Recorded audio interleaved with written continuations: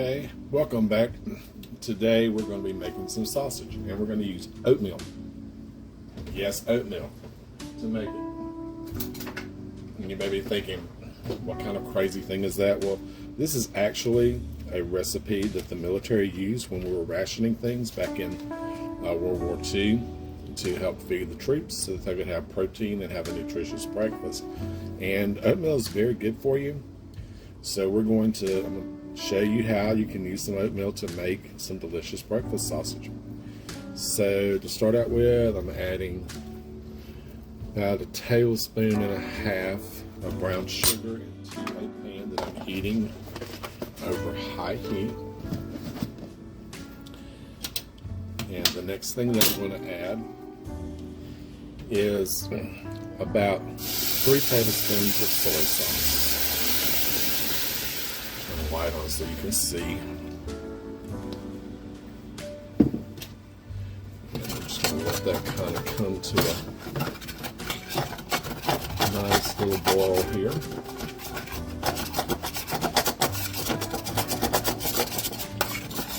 And it looks like it's boiling pretty good. So the next thing I'm going to do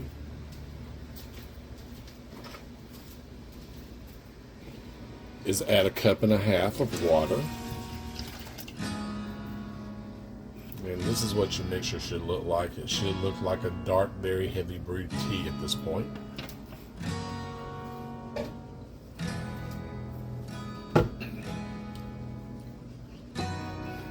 And the next thing we're going to do is we're going to add in some seasonings here.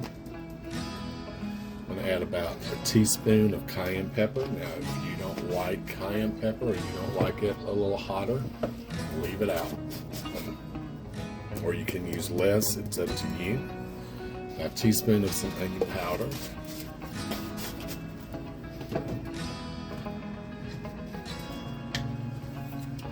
And we're going to add about 1.5 teaspoons of liquid smoke because we want to have a smoky flavor, and this is the pecan wood liquid smoke.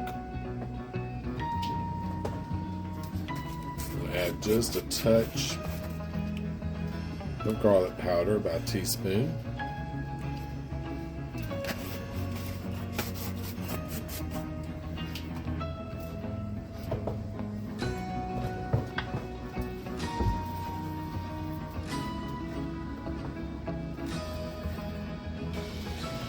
This is a pork sausage seasoning that you can pick up at most grocery stores, especially here in the South. This says you add it to meat, but we're not adding it to meat today because we're using oatmeal. So I'm going to get about a good cereal spoon size of that seasoning and dump it right in.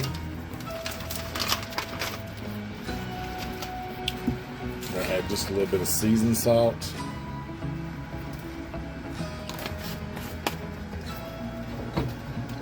And then I'm also going to add some smoked paprika. And finally, we need some sage. And this is a rubbed sage. We're going to put about 1.5 teaspoons of that in there, and that should do it for our seasonings.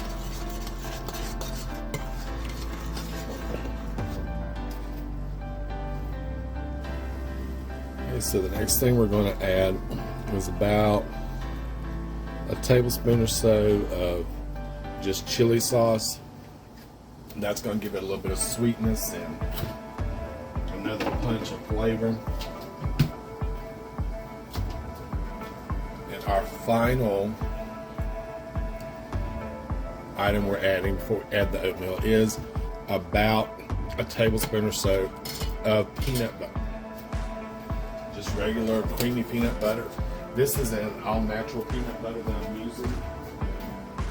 But you can use whatever type that you want. You don't have to use the all-natural. If you don't want to use the all-natural, it's just my particular favorite type to use. because it's just made with just peanuts, and all that's in is peanuts, salt, and oil, which is what peanut butter should be.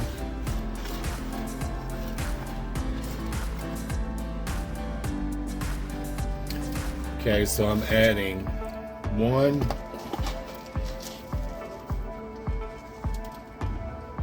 about 3/4 of a cup of oatmeal into this mixture now. And you can just eyeball it.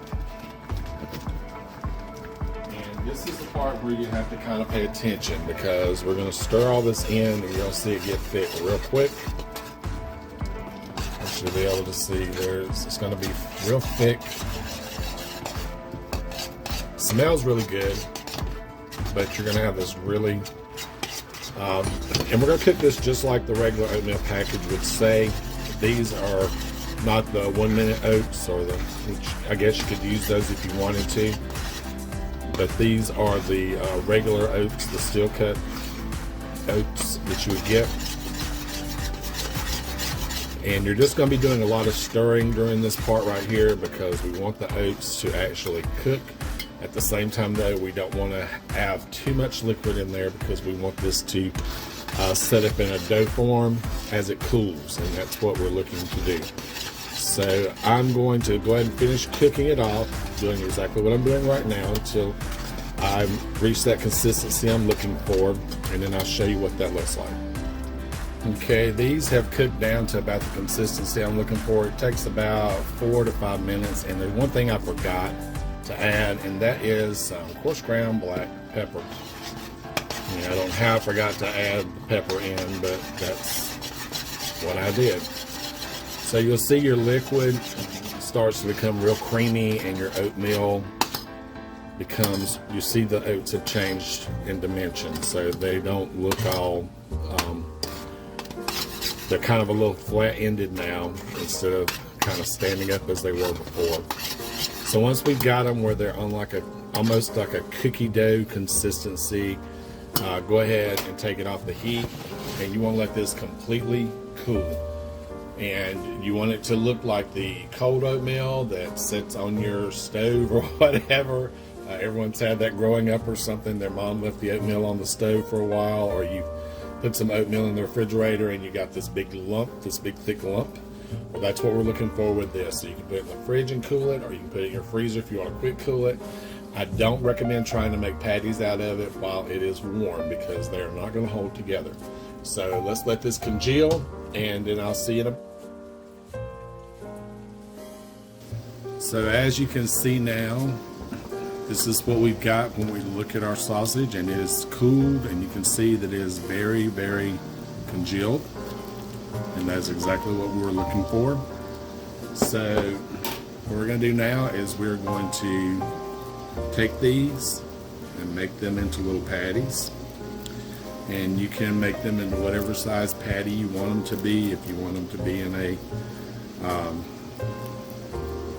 you can make little sausage balls out of them like this,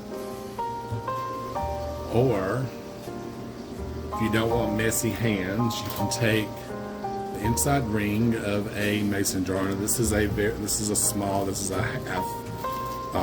half pint size.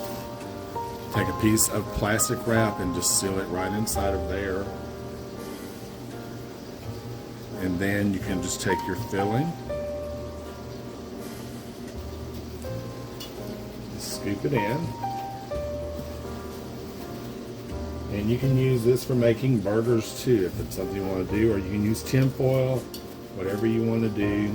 It's your choice, your option. But if you want to be very uniform, you just take and fill this in real good like this. Make sure it's good and packed in there, and then flip it out onto your pan, and you have that size patty. But what we're going to do first with these is we're going to bake them. So I'm going to go ahead and get some ready and get them in the pan here, and then after we have everything in the pan, and I'll show you the next steps.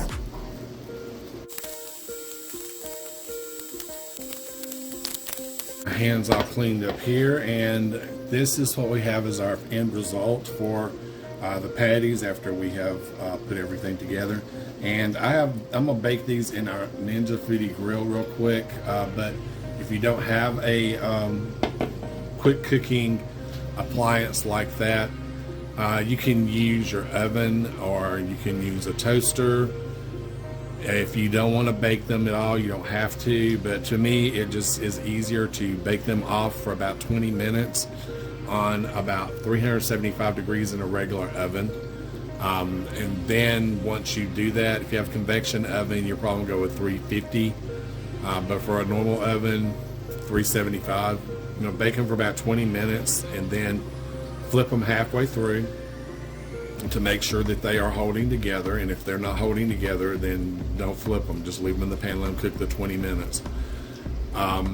But what I do is I take them and put them in Tupperware and have them in the refrigerator, and then when I get ready to use them, I take them out and I use a skillet with just a tiny little bit of olive oil and about a half a teaspoon of some soy sauce, just to give it a little bit of flavor, just a little added flavor into the oil. And then just brown them off just like you do a regular sausage patty. And these are the sausage patties after they've cooked and been cooled. And I'm going to take some out and fix one for you real quick. So I'm going to add just a little bit of oil in the pan.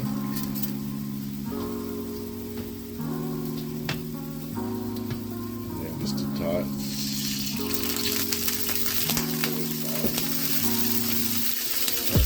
Put it in there like this.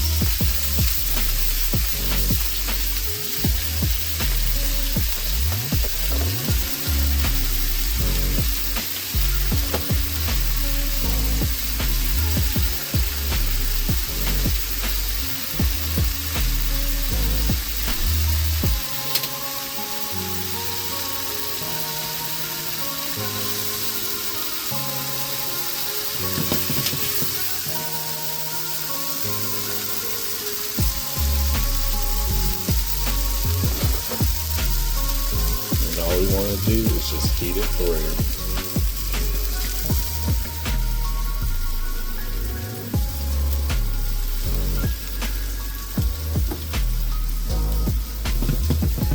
We'll just take just a minute or so and we'll have our sausage.